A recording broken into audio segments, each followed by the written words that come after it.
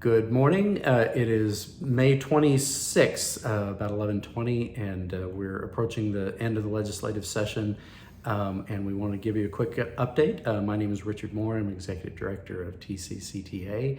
Have with me Beeman Floyd, who does our legislative work and has been very busy this session keeping up with all that's been happening.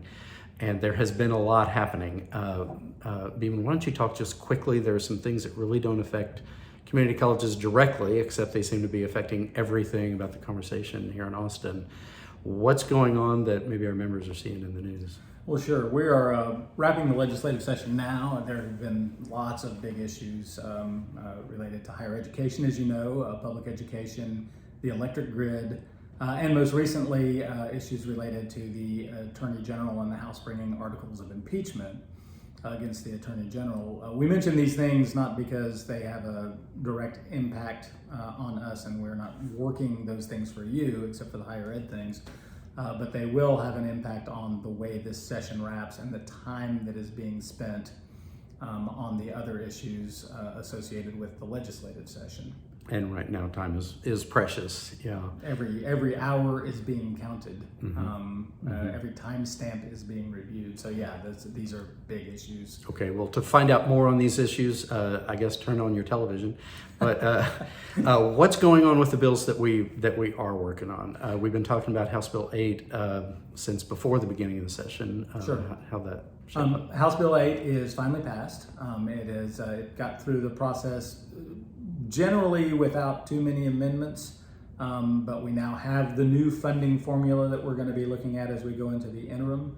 As you know, there's a lot about that bill that's sort of a fill in the blanks kind of project going forward with the Higher Ed Coordinating Board and our institutions. There is some framework in the bill for evaluating and weighting certain kinds of credentials related to completion of degrees, completion of 15 hours, transfers, degrees, that kind of thing. And so that's the initial framework we'll be working off of as we go forward into the interim with the Higher Ed Coordinating Board and the legislative interim committees to fully design the tiered funding system. That said, there was great enthusiasm for the bill. It passed unanimously, finally, in terms of adoption of the conference committee report. And so the legislature is very excited about this. They really feel like they're doing good for community colleges. We think that there are many elements of this bill that are very good for community colleges as well, and particularly the increase in the actual monetary investment that's coming along with this bill. But we do have a lot of work to do to make sure that that what is ultimately deployed in the field for your operations is compatible with the interests of our faculty across the state in all the different disciplines. And that's something that the actual impact it's going to have on our colleges, our programs, is going to be the work that happens during the interim. So we'll keep you updated on that and opportunities for public comment, ways that you can let folks in Austin know the implications of these things. We'll definitely do that. You bet. So we've been watching House Bills 16, 17, and 18. We're in the final days now. How is all that shaping up? Well, 16 is dead. This was the CRT bill. This was directly aimed at faculty in terms of compelling beliefs or attempting to compel belief. This was a bill we had terrible problems with, as you all know, because the idea of attempting to compel a belief that was in the bill was very vague. The House chose not to take that bill up at all, and so it never got a committee hearing, and it died, referred to the committee, but never heard. And that's something, I think that's a great example of legislation that issues like that being handled by legislation. It's just the wrong place to sort these things out. These are conversations we're having on campus. Everybody is having in society, and we need to kind of sort these things out among ourselves, and passing laws on it just seems to create more problems than it solves. So Right. It sounds like the House took the right approach on this. We think the House sort of understood that. Not so much with House Bill 17. This was the Diversity, Equity, and Inclusion bill. That bill, as you all know, got amended radically even before it left the Senate and took much of the onus off of the faculty and put it on the institutions.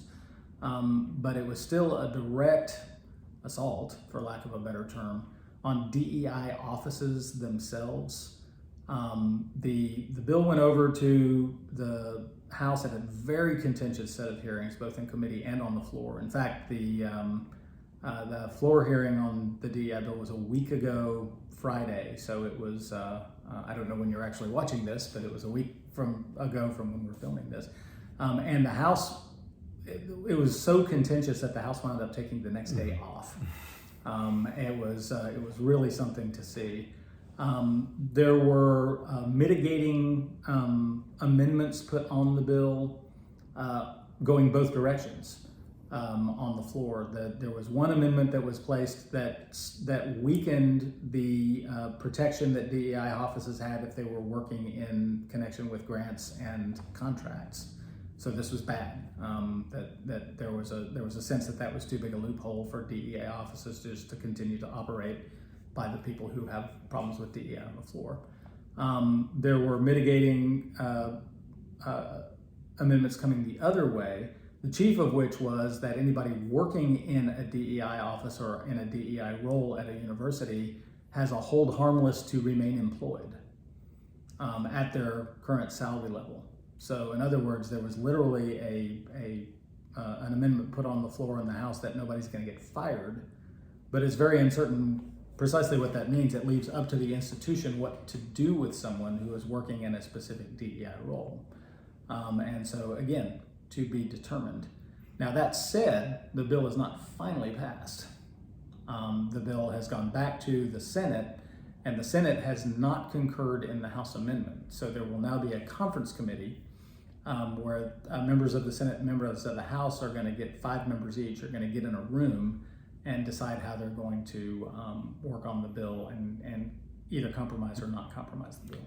And the options there are that they agree to a compromise and it passes, they don't find agreement and it doesn't pass, or it's possible, I think you said that the House wouldn't even form their conference committee. Yeah, we just don't know yet. Okay. The bill is coming back and will be in items eligible today. Okay. For the appointment of a conference committee. Okay, so that'll be one of the last things we find out coming out of this session. That's right, and that's where what we said at the top of this this recording makes a difference, and that is that we're really in a time crunch too, and there may be a full impeachment proceeding taking place while we're doing the remainder of this. And that could suck all the oxygen out of the room, and these things may just run out of time. We don't know. And how about 18?